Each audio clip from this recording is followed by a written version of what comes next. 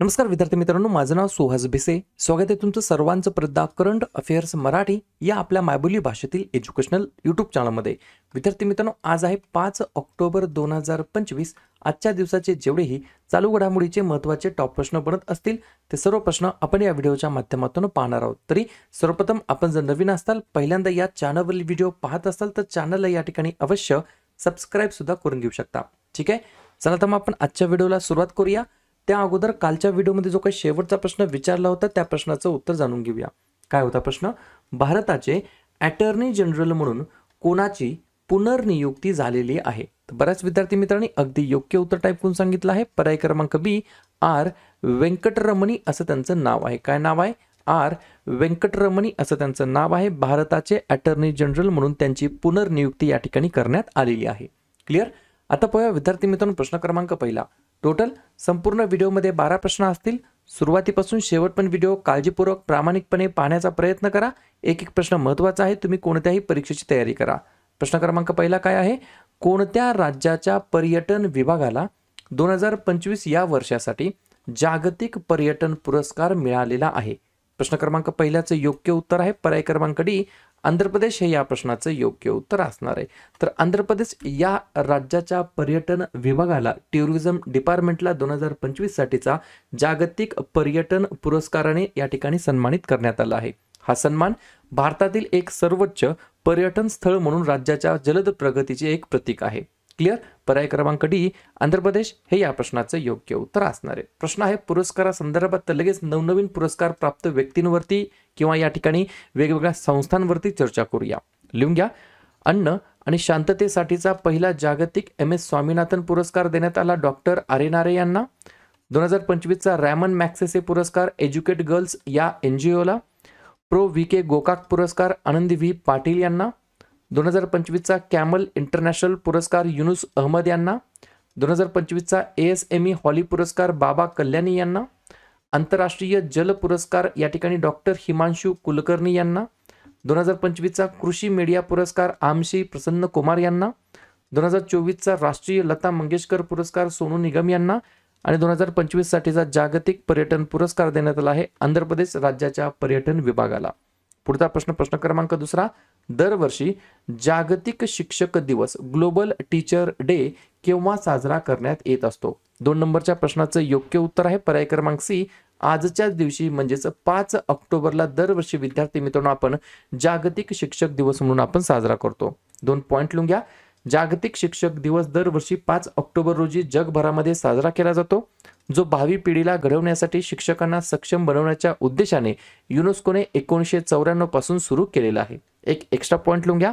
भारतामध्ये मात्र शिक्षकांचे योगदान आणि समर्पणासाठी 5 सप्टेंबर रोजी राष्ट्रीय शिक्षक दिवस म्हणून साजरा केला जात असतो. लक्षात घ्या, ग्लोबल टीचर डे जागतिक शिक्षक दिवस असतो 5 ऑक्टोबरला आणि नॅशनल टीचर डे राष्ट्रीय शिक्षक दिवस असतो 5 सप्टेंबरला. ठीक आहे, दोन्ही गोष्टी कशाबद्दल आहेत? महत्त्वाच्या दिवसाबद्दल. तर लगेच काय करूया, ऑक्टोबर महिन्यातील जेवढेही महत्त्वाचे दिवस असतील त्याच्यावरती आपण एकदा चर्चा करूया.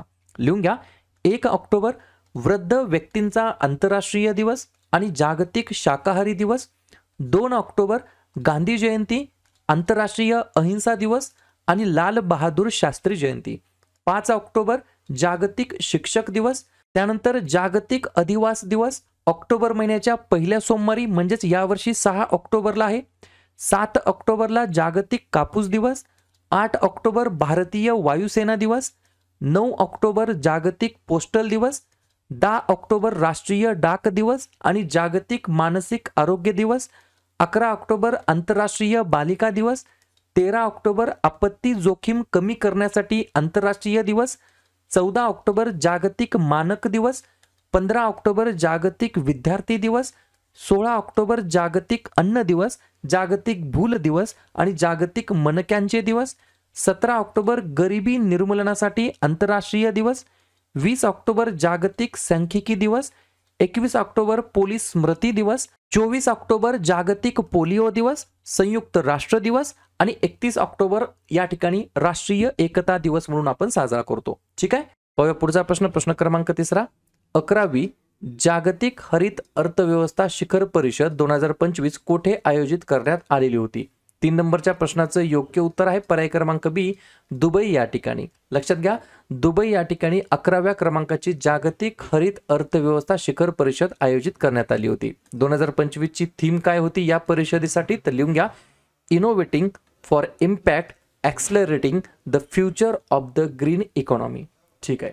प्रश्न आहे या ठिकाणी महत्त्वाच्या शिखर परिषदेबद्दल. तर लगेच झालेल्या किंवा होणाऱ्या शिखर परिषदांवरती चर्चा करूया.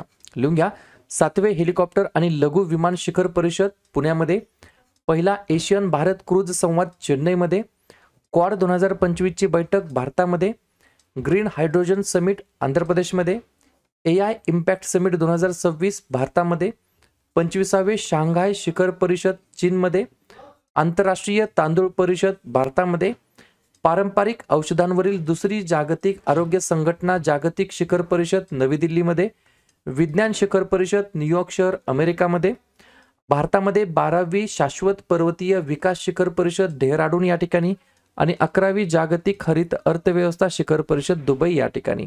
पुढचा प्रश्न, प्रश्न क्रमांक 4, वैज्ञानिक संशोधन अधिक सुलभ करण्यासाठी कोणत्या संस्थेने सरल नावाचे साधन टूल या ठिकाणी सुरू केलेलं आहे?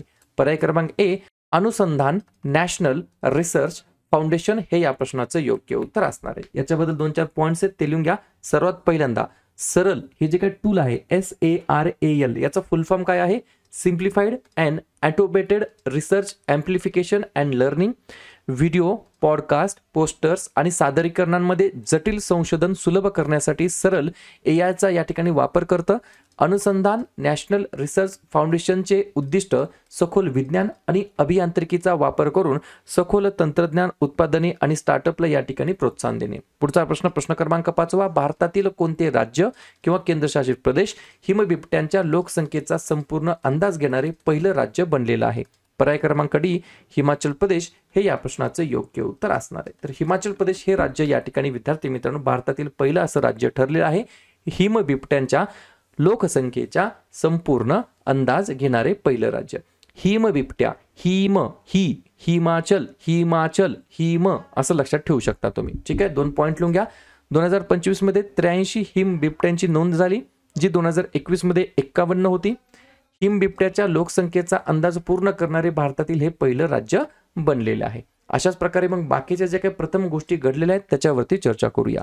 धावत्या ट्रेनमध्ये ATM असलेली भारतातील पहिली एक्सप्रेस पंचवटी, संपूर्ण डिजिटल साक्षरता प्राप्त करणारे पहिले राज्य केरळ, पहिल्या ऊर्जा पारेषण पार्कचे उद्घाटन तेलंगणामध्ये, पहिल्या परदेशातील अटल इनोव्हेशन सेंटरचे उद्घाटन UAE या ठिकाणी, पहिले सिरेमिक कचरा पार्क उत्तर प्रदेशमध्ये, पहिले महिला टुरिस्ट फ्रेंडली राज्य केरळमध्ये, बाळंतपणादरम्यान माता मृत्यू शून्य करणारा भारतातील पहिला केंद्रशासित प्रदेश पुदुचेरी, भारताबाहेर आत्मनिर्भर भारत अंतर्गत पहिला भारतीय संरक्षण उत्पादन प्रकल्प सुरू करण्यात आला ब्राझीलमध्ये, आणि हिमबिबट्यांच्या लोकसंख्येचा संपूर्ण अंदाज घेणारे पहिलं राज्य बनला हिमाचल प्रदेश. पुढचा प्रश्न, प्रश्न क्रमांक 6, भारतातील पहिला अधिकृत बालविवाह मुक्त जिल्हा कोणता ठरलेला आहे? तर पर्याय क्रमांक सी, बालोद नावाचा एक जिल्हा आहे छत्तीसगड राज्याच्या अंतर्गत. तो या ठिकाणी इंडियाज फर्स्ट भारतातील पहिला अधिकृत ऑफिशियली बालविवाह मुक्त जिल्हा बनलेला आहे. छत्तीसगड राज्याने सामाजिक सुधारणांमध्ये एक महत्त्वाचे यश मिळवलेलं आहे. बालोद जिल्हा अधिकृतपणे भारतातील पहिला बालविवाह मुक्त जिल्हा म्हणून घोषित करण्यात आला आहे. पंतप्रधान नरेंद्र मोदी यांच्या ऑगस्ट 2024 मध्ये सुरू झालेल्या बालविवाह मुक्त भारत मोहिमेअंतर्गत हा टप्पा या ठिकाणी गाठण्यात आलेला आहे. तर जिल्ह्याचं नाव आहे बालोद. कोणत्या राज्यामध्ये येतं? तर छत्तीसगड राज्यामध्ये. छत्तीसगड स्थापना 1 नोव्हेंबर 2000 साली. मुख्यमंत्री विष्णुदेव साई, राज्यपाल रामेन डेका, राजधानी नया रायपूर. 2 महत्त्वाचे राष्ट्रीय उद्यान इंद्रावती आणि कांजरघाटी, आणि 3 महत्त्वाचे धरण गँगरेल, मुर्रमसिल्ली आणि कोटाघाट. पुढचा प्रश्न, प्रश्न क्रमांक 7, कोणत्या अंतराळ संस्थेने अंतराळातील सूर्याच्या प्रभावाचे मूल्यांकन करण्यासाठी 3 अंतराळ मोहिमा सुरू केलेल्या आहेत? पर्याय क्रमांक बी, नासा हे या प्रश्नाचं योग्य उत्तर असणार आहे. तर या ठिकाणी नासा संस्थेने, या अंतराळ संस्थेने अंतराळातील सूर्याच्या प्रभावाचे मूल्यांकन करण्यासाठी 3 अंतराळ मोहिमा सुरू केलेल्या आहे. पृथ्वीच्या अवकाश वातावरणावर सूर्याच्या प्रभावाचा अभ्यास करण्यासाठी नासा आणि राष्ट्रीय महासागरीय आणि वातावरणीय प्रशासन यांनी 3 अंतराळ मोहिमा सुरू केलेले आहेत. या ठिकाणी नासाबद्दल बोलण्यात आलं तर नासाबद्दल लगेच आपण रिव्हिजन टाकूया. फुल फॉर्म आहे national aeronautics and space administration. स्थापना झाली 1 ऑक्टोबर 1958ला. संस्थापक आहेत ड्वाइट डी आइन्सहॉवर. प्रशासक आहेत बिल नेल्सन आणि मुख्यालय आहे Washington DC, United states of America या ठिकाणी. पुढचा प्रश्न क्रमांक 8. विष्णुदास भावे पुरस्कार 2025 या पुरस्काराने कोणाला सन्मानित करण्यात आलेला आहे? 8व्या नंबरच्या प्रश्नाचं योग्य उत्तर आहे पर्याय क्रमांक ए, नीना कुलकर्णी असं त्यांचं नाव आहे. काय नाव आहे? नीना कुलकर्णी असं त्यांचं नाव आहे. विष्णुदास भावे पुरस्कार 2025 या पुरस्काराने त्यांना सन्मानित करण्यात आला आहे. प्रश्न आहे पुरस्कारासंदर्भात. पुढचा प्रश्न क्रमांक 9. कोणत्या देशाचे माजी राष्ट्रपती जोसेफ काबिला यांना देशद्रोहाच्या आरोपाखाली मृत्यूदंडाची शिक्षा सुनावण्यात आलेली आहे? 9व्या प्रश्नाचं योग्य उत्तर आहे पर्याय क्रमांक डी, काँगो प्रजासत्ताक हे या प्रश्नाचं योग्य उत्तर असणार आहे. याच्या मागचं कारण काय होतं तर राज्याच्या सुरक्षेला धोका निर्माण करण्याचा आणि सरकार विरुद्ध कट रचण्याचा आरोप या ठिकाणी करण्यात आला आहे. त्याच्यामुळे या ठिकाणी जे काही काँगो प्रजासत्ताक देश आहे त्या देशाचे माजी राष्ट्रपती जोसेफ काबिला यांना देशद्रोहाच्या आरोपाखाली मृत्यूदंडाची शिक्षा सुनावण्यात आलेली आहे. पुढचा प्रश्न क्रमांक 10. भगवान महावीर वन्यजीव अभयारण्य कोणत्या राज्यामध्ये स्थित आहे? तर पर्याय क्रमांक सी, गोवा हे या प्रश्नाचं योग्य उत्तर असणार आहे. पुढचा प्रश्न क्रमांक 11. चंद्रावर दीर्घकालीन मानवी वसाहत बांधण्यासाठी कोणती अंतराळ संस्था काम करत आहे? 11व्या नंबरच्या प्रश्नाचं योग्य उत्तर आहे पर्याय क्रमांक बी, नासा हे या प्रश्नाचं योग्य उत्तर असणार आहे. एक पॉइंट लिहून घ्या. पुढील दशकापर्यंत चंद्रावर दीर्घकालीन मानवी वसाहत कशी निर्माण होईल यावर नासा काम करत आहे. ही कल्पना चंद्राचे गाव म्हणून या ठिकाणी ओळखली जात असते. अशा प्रकारे शेवटचा प्रश्न क्रमांक 12. सर क्रिक हे कोणत्या भारतीय राज्याला किंवा केंद्रशासित प्रदेशाला पाकिस्तानपासून वेगळे करणारे भरती ओहोटीचे खाडी आहे? 12व्या नंबरच्या प्रश्नाचं योग्य उत्तर आहे पर्याय क्रमांक ए, गुजरात हे या प्रश्नाचं योग्य उत्तर असणार आहे. क्लिअर? तर अशा प्रकारे विद्यार्थी मित्रांनो हे होतात 12 प्रश्न. उपक्रम कंटेंट हा जो काही प्रयत्न आपण सुरू केला आहे मराठी भाषेमध्ये कसा वाटतो अवश्य कमेंट करत चला. आणि तुमच्यासाठीचा आजचा खास प्रश्न, दरवर्षी मराठी अभिजात भाषा गौरव दिवस केव्हा साजरा करण्यात येत असतो? 1 ऑक्टोबर, 2 ऑक्टोबर, 3 ऑक्टोबर की 4 ऑक्टोबर? तर ज्या पण विद्यार्थ्यांनी या प्रश्नाचं योग्य उत्तर येत असेल त्या प्रश्नाचं उत्तर तुम्ही कमेंट बॉक्समध्ये देण्याचा प्रयत्न करा. प्रश्नाचं उत्तर चुकू द्या, बरोबर येऊ द्या, काहीच हरकत नाही. ट्राय करणं, प्रयत्न करणं सर्वात जास्त महत्त्वाचं आहे. तर दुसऱ्या दिवशी येऊन आपण दिलेल्या प्रश्नाचं उत्तर हे बरोबर आले की चुकलं, दुसऱ्या दिवशी येऊन नेहमी चेक करणं, अभ्यासामध्ये कन्सिस्टन्सी मेंटेन ठेवणं हे सगळ्यात जास्त महत्त्वाचं ठरणार आहे. तर लगेच काय करूया, ऑक्टोबर महिन्यातील जेवढेही महत्त्वाचे दिवस असतील त्याच्यावरती आपण एकदा चर्चा करूया. लिहून घ्या. 1 ऑक्टोबर वृद्ध व्यक्तींचा आंतरराष्ट्रीय दिवस आणि जागतिक शाकाहारी दिवस. 2 ऑक्टोबर गांधी जयंती, आंतरराष्ट्रीय अहिंसा दिवस आणि लाल बहादूर शास्त्री जयंती. 5 ऑक्टोबर जागतिक शिक्षक दिवस. त्यानंतर जागतिक अधिवास दिवस ऑक्टोबर महिन्याच्या पहिल्या सोमवारी म्हणजेच यावर्षी 6 ऑक्टोबरला आहे. 7 ऑक्टोबरला जागतिक कापूस दिवस. 8 ऑक्टोबर भारतीय वायुसेना दिवस. 9 ऑक्टोबर जागतिक पोस्टल दिवस. 10 ऑक्टोबर राष्ट्रीय डाक दिवस आणि जागतिक मानसिक आरोग्य दिवस. 11 ऑक्टोबर आंतरराष्ट्रीय बालिका दिवस. 13 ऑक्टोबर आपत्ती जोखीम कमी करण्यासाठी आंतरराष्ट्रीय दिवस. 14 ऑक्टोबर जागतिक मानक दिवस. 15 ऑक्टोबर जागतिक विद्यार्थी दिवस. 16 ऑक्टोबर जागतिक अन्न दिवस, जागतिक भूल दिवस आणि जागतिक मणक्यांचे दिवस. 17 ऑक्टोबर गरिबी निर्मूलनासाठी आंतरराष्ट्रीय दिवस. 20 ऑक्टोबर जागतिक सांख्यिकी दिवस. 21 ऑक्टोबर पोलीस स्मृती दिवस. 24 ऑक्टोबर जागतिक पोलिओ दिवस, संयुक्त राष्ट्र दिवस आणि 31 ऑक्टोबर या ठिकाणी राष्ट्रीय एकता दिवस म्हणून आपण साजरा करतो. ठीक आहे.